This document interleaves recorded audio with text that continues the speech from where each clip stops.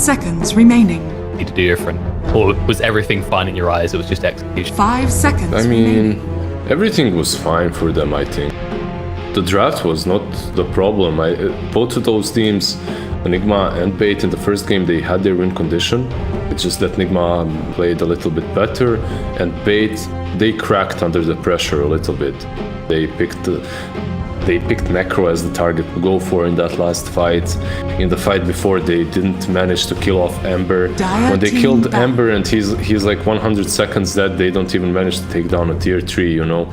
There's just these small little things that are definitely easy to improve. And that's what I really like about this lineup of BO3 right now. When I look at them, truth be told, my sample size is very low. I haven't watched too many of the new squads games, but I have seen their results. They've done much better.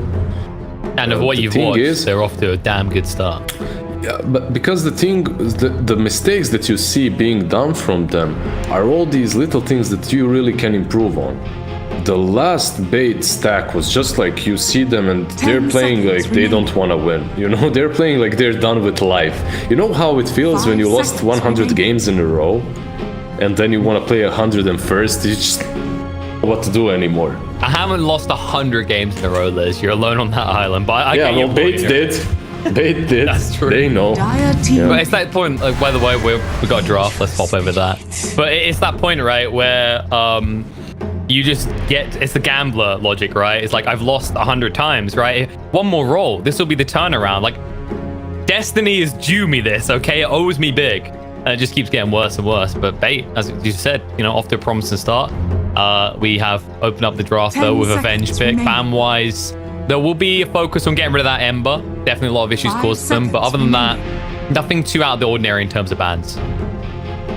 It's a hero that Miracle also makes work really well. Miracle, he did have a couple of misplays here and there that last game. I'm not gonna... Obviously, he's one of the best players in the world, once considered the best. But that last game could have been a bit better considering he had a completely free laning stage.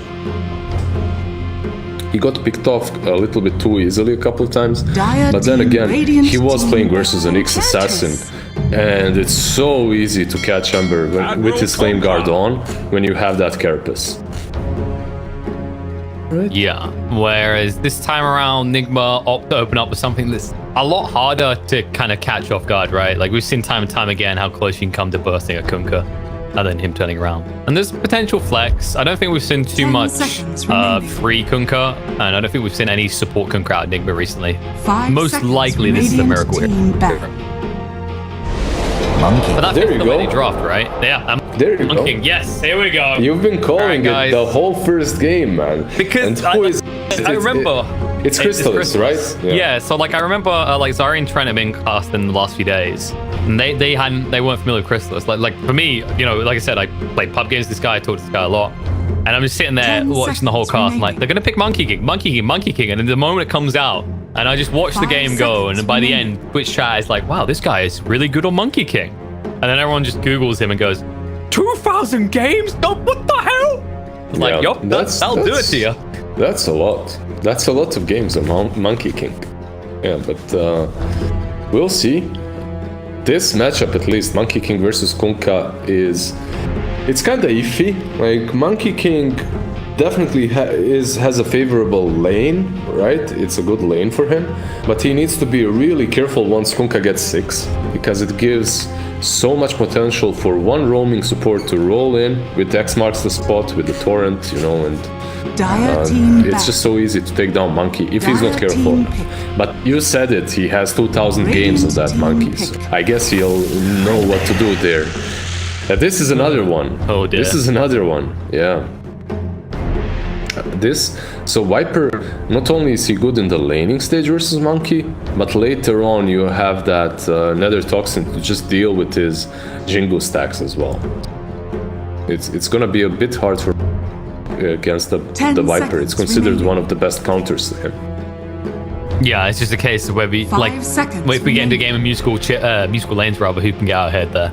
Because, you know, right now, like, you're tempted, right? The tempting fruit is there for the Monkey King. It's like one lane feels really good. I'll tell you, really bad. I'll tell you right now, Viper gets ahead. No matter what lane, Viper gets ahead. Like, whatever you put versus V, I think V is going to be playing it, right? So whoever you lane against the Viper is not going to have a lot of fun. It's going to be hard.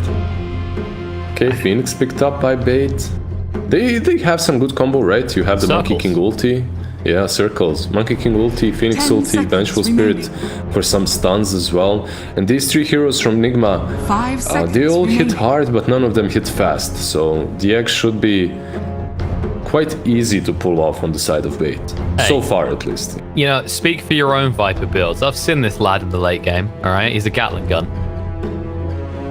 I think that's usually the issue, right? It's like most of the time you get to the hyper late game scenario and you don't have a hero that has anywhere near enough attack speed to take down like an Agh's Phoenix, for example, or a level 3 egg. Agh's Phoenix level 3 egg is for these three heroes unkillable at any given point in the game. Maybe if Viper has like Mjolnir AC, you know, but I don't see that happening.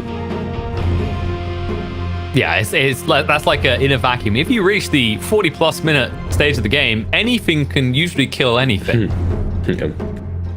They also have the Vengeful Spirit to swap things into the Monkey King's ulti, right? So you have that. It's not really the best save for the Monkey because if you're saving him out of his ulti, then you're kind of putting him out of it as well, right? So it's not that great. It's not like an Oracle, but it's still pretty solid. And you will have Sunray to keep him up and alive a little bit longer. But I really like the Viper response from Nigma, I have to say. It's a very solid hero versus Monkey. Is it me, or does this look like a really good Mars game right now for bait? For bait, yeah, certainly. I would love a Mars as well. I'm actually quite surprised that it hasn't been opened with today at all, like Phoenix Mars. Was it? Did Flight Moon do it today? 10 seconds remaining. I think they did. We right? had one Mars. Yeah, we had a Mars Phoenix game, but they didn't lane together, right? They had. Was it the Bane? I think. Yeah, but it's not about the lane really. It's about the combo of their ultis later on in the game. This is also a solid one. They get an Axe. It's also pretty decent.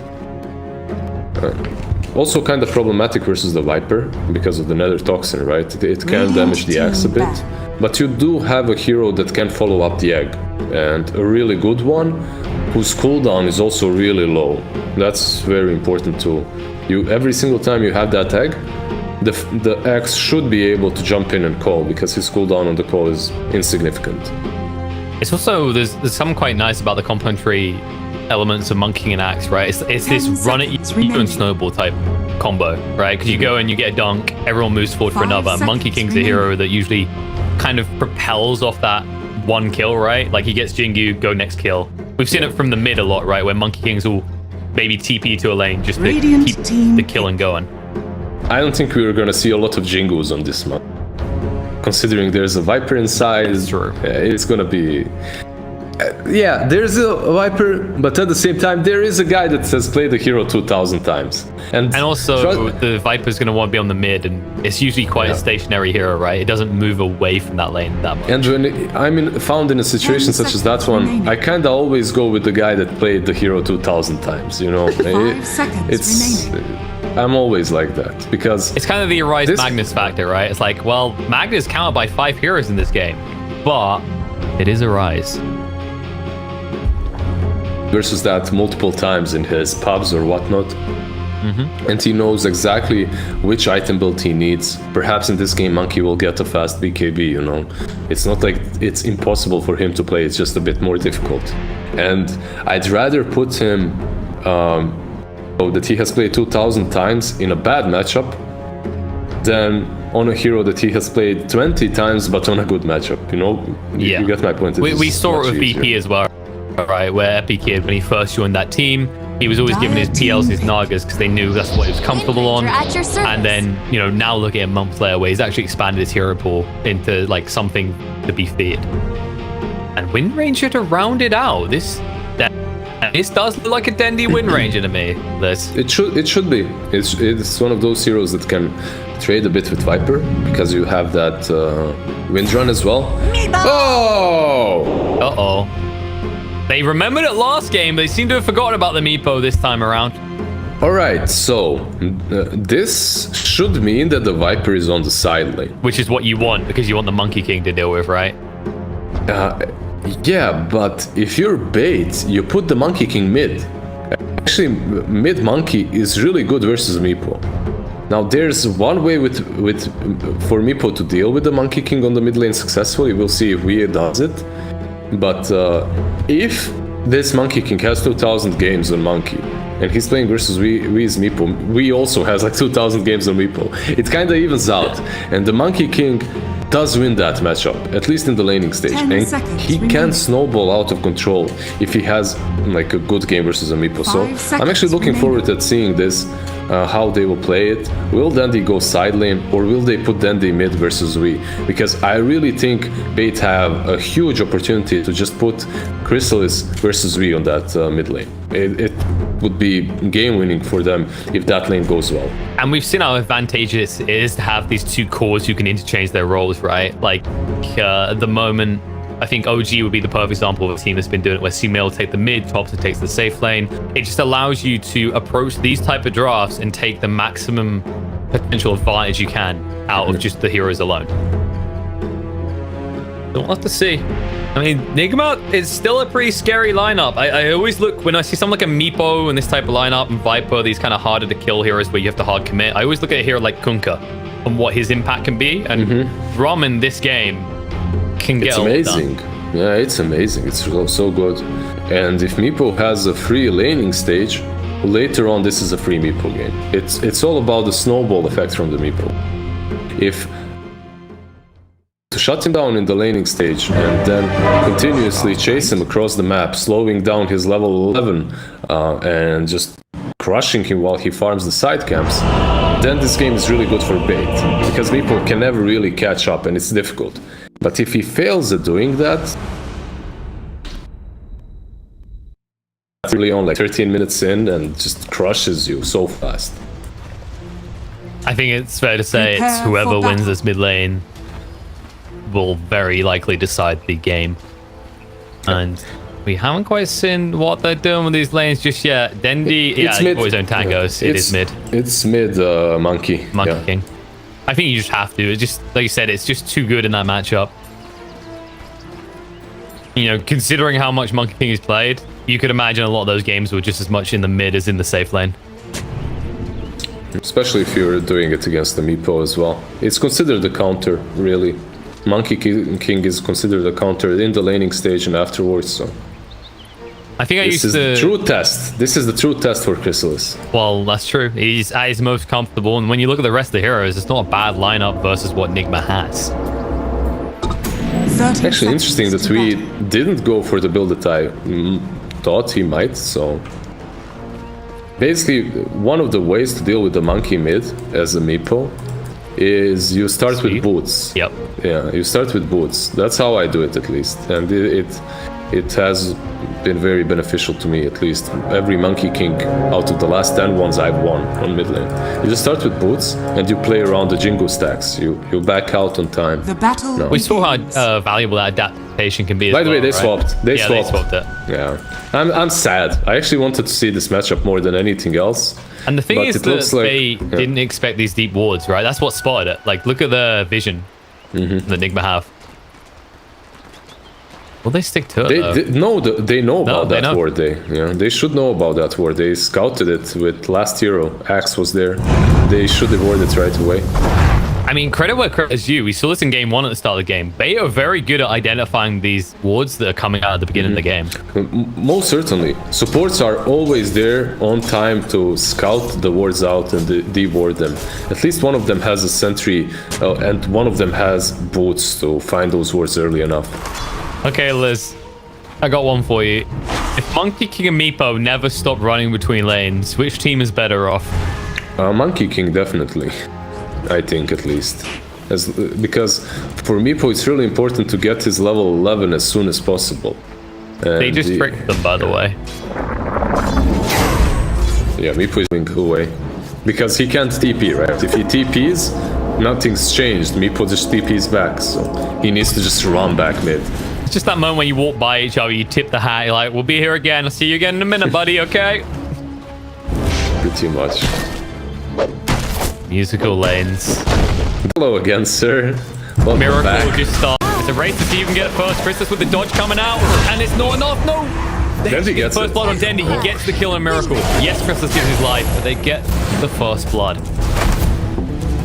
Now GH, he's got a stick. There's a shackle shot. Okay, they do get some kills, right? But Meepo. But Meepo, exactly. He's been left alone. Just completely. He has his 2 raid bands. He's level 3.5. Monkey King is level 2. Like, Monkey King now, when he comes to mid lane, he's no longer a fear factor. Like, he no longer threatens Meepo at all.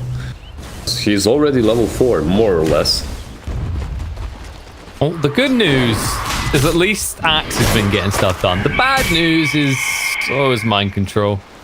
They've been ignoring each other's farming. Yeah, Axe just creep skipping, farming the medium camp as well. Kunkka doing the same with the hard camp. I guess at least 5 has been benefiting from all this. He was more or less left of his own devices in the bot lane, as everyone else was the one rotating.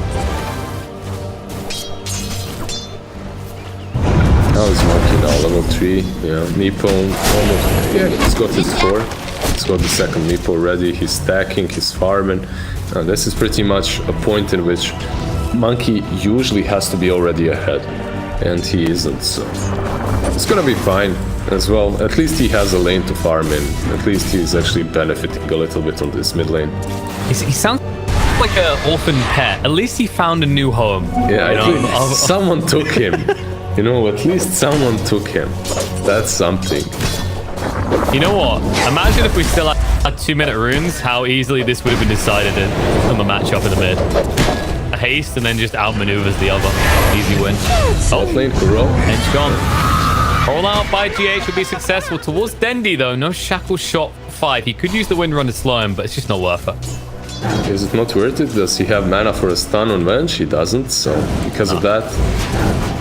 They might just casually click and power shot him though. Yeah. Nope, too many creeps in the way, and now Fishman in trouble.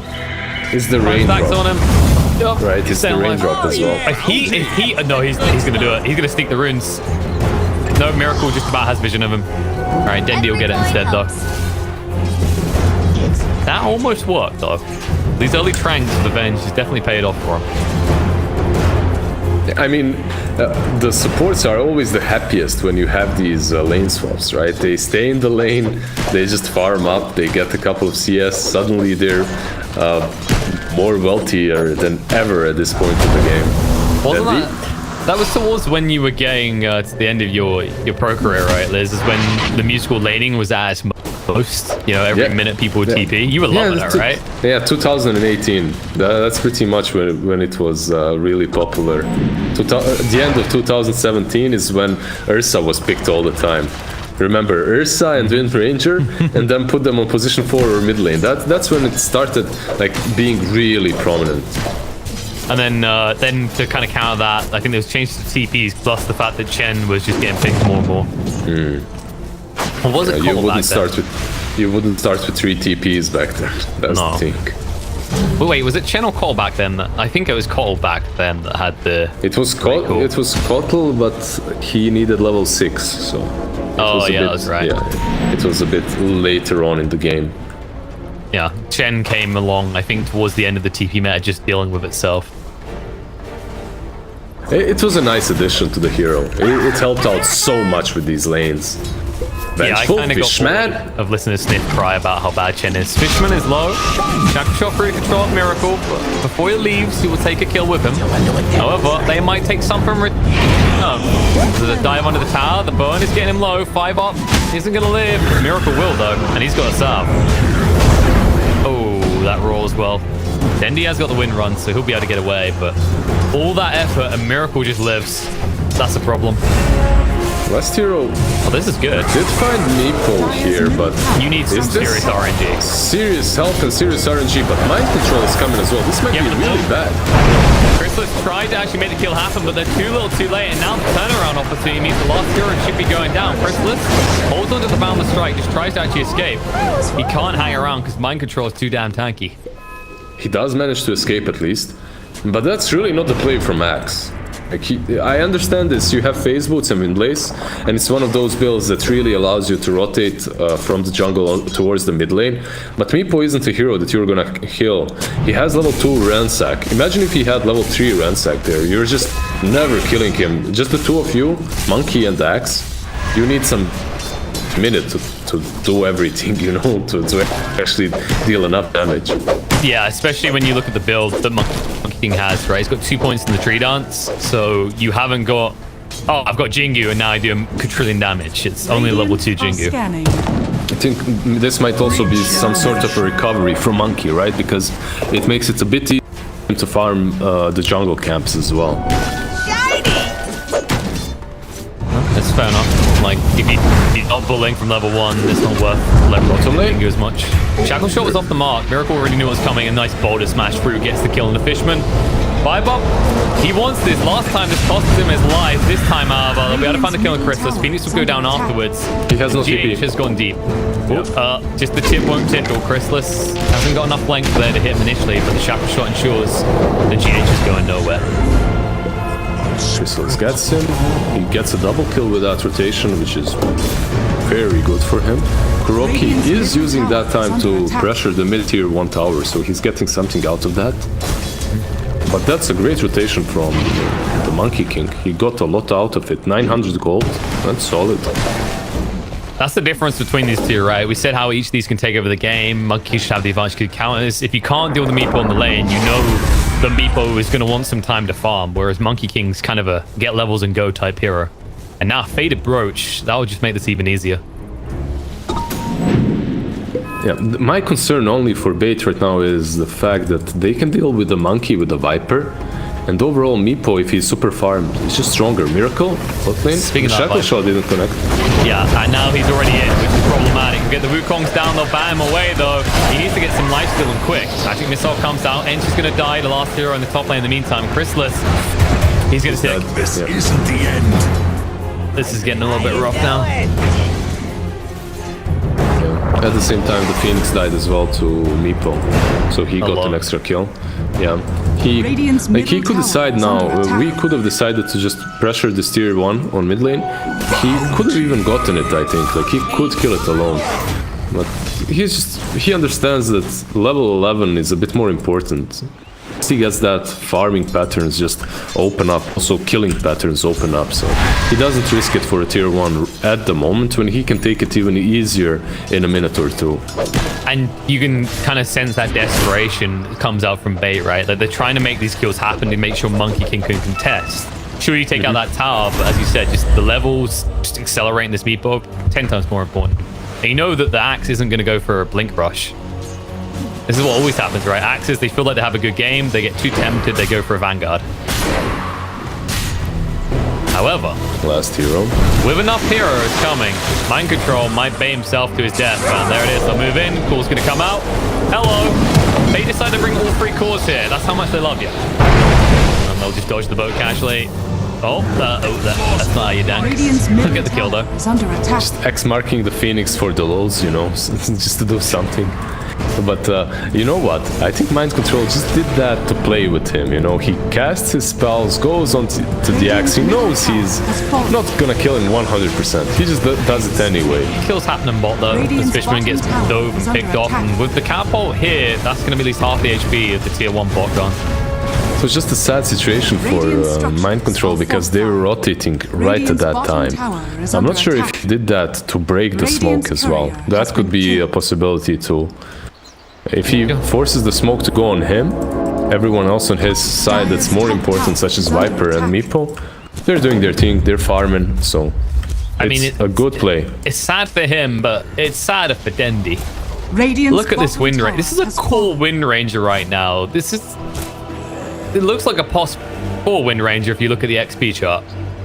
Yeah, what happened? He's been I rotating. actually, yeah.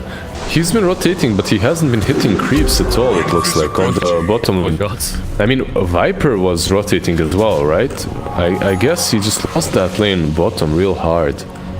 Yeah, like you saw that they were going past the creep wave every time. They would try for these kills. I guess there's also the fact that they did commit 3 heroes bot, right? So you're going to be under-leveled anyway. Tough one. And, you know, Dendy, he needs to be the playmaker in this type of game because the Monkey King, he's still trying to actually get to that point where it's a big threat. And instead, he'll be the one threat here. Nice dodge out, the Monkey King still stunned up, and now the egg's going to go down as well, but we arrive, so we'll be able to take out the egg. We'll crack that one and make an omelet. Turn around and fight. If it's too little, too late, Miracle will live.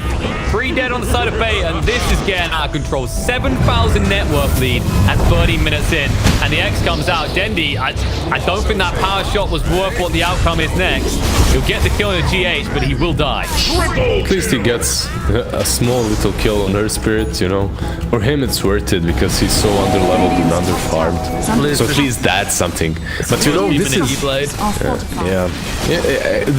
What did I say? Literally 13 minutes, right? Remember, yeah. Yep. Yeah. This is the problem. Like, if you're... You can easily look at this game and say that Bait got outdrafted completely, but what the reality is, they just set up their lanes really well. They played around the Monkey King and his potential really well, and because of that, they're just having everything right now. If the lanes were set up differently, if Monkey King starts mid from the get-go, it's a completely different story. If the lanes weren't like switched up all the time, I think they would have a much better time at the moment. I think Top one lane, thing Axe. we'll highlight in a sec after Axe fights the dust. It's bound to happen. There's too many spells swap out, but they'll just chase even deeper. They might not even take the Venge as a bonus kill. Dive through the tower, Sato anchor. Yeah, Phoenix has to be careful actually. No egg for 15. He could dive away if he wasn't torrent up. They're already moving forward. He's going to dive the other way. He says, mind games, boys. Chrysalis is now here, but you're a little bit outnumbered. Denny moves in onto Miracle. The break is there, so Chrysalis cannot even try and get lifesteal. He'll balance strike, just trying to control them up so Denny gets the kill. But now Dendy is in a bit of trouble. Being slowed down. Torrent. Cool. Dendy knows. Shackle shot. Wrong hero. Yeah, why didn't he shackle Kunkka there? I'm not sure. If he shackles Kunkka, it latches onto the Enchantress, right? But if he shackles Ench, it latches onto Nothing. Yeah. Yeah, unfortunate. Maybe a misclick. Maybe he thought Ench will get in front. I'm not sure. But yeah, the game is slowly... It's not gonna get him. But the game is slowly just falling apart for Bait now. You can really see it. I'm not sure how well Monkey will be able to recover. There's definitely a chance to fight around this rush next.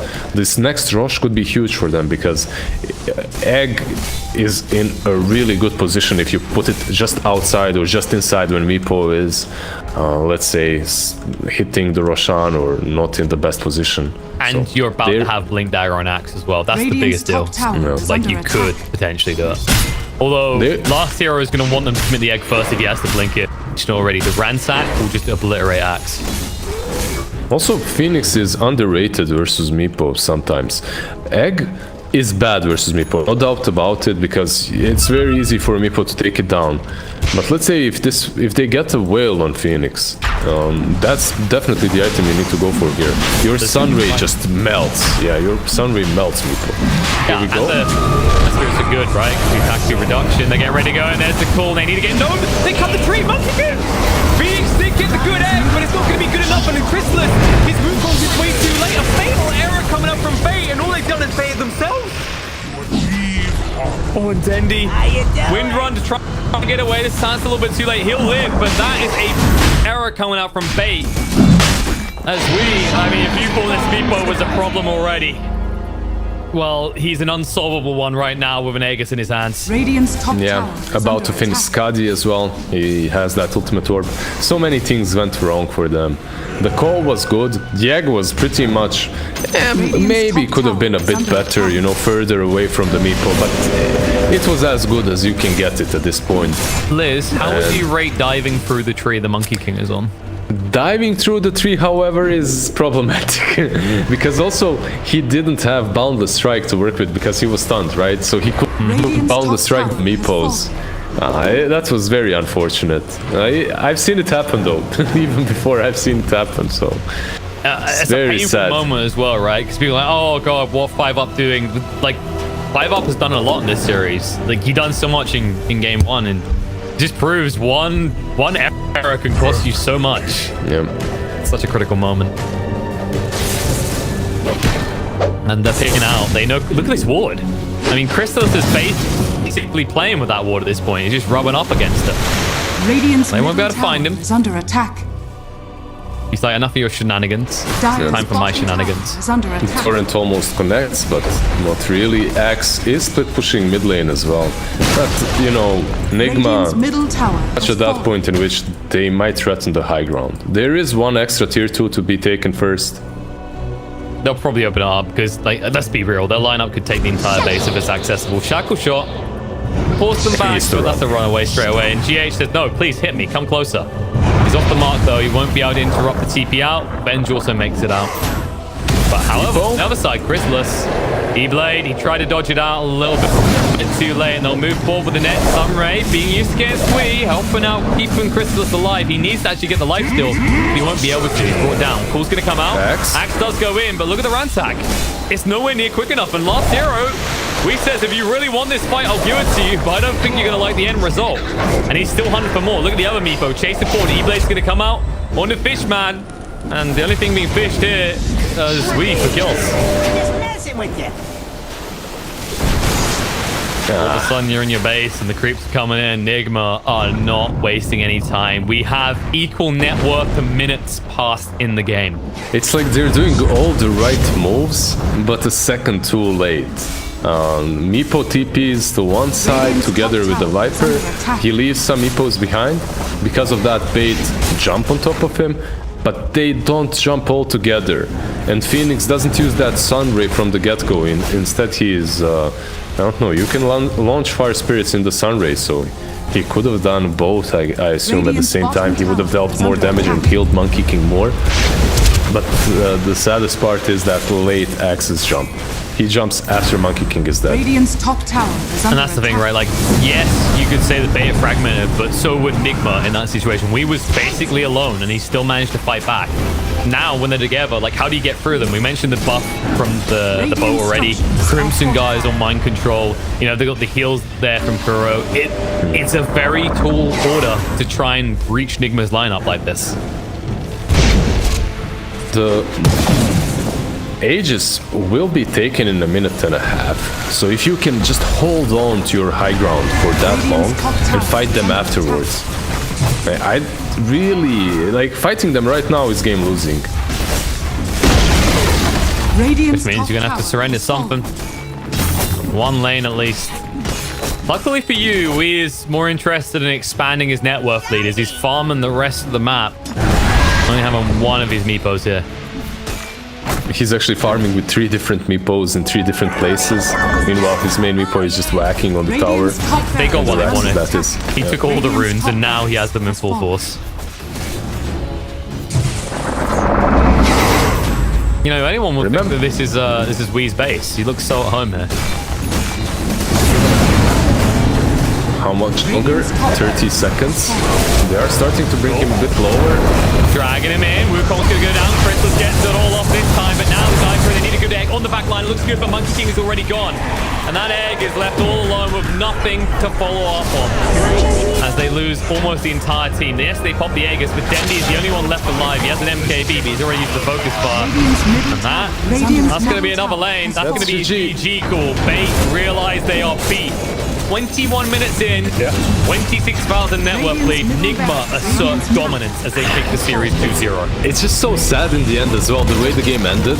Because sometimes if you delay the Meepo a bit too long, you can have like that one extra attempt to win the game, right? And in this game, maybe Phoenix does really well, and if Monkey King gets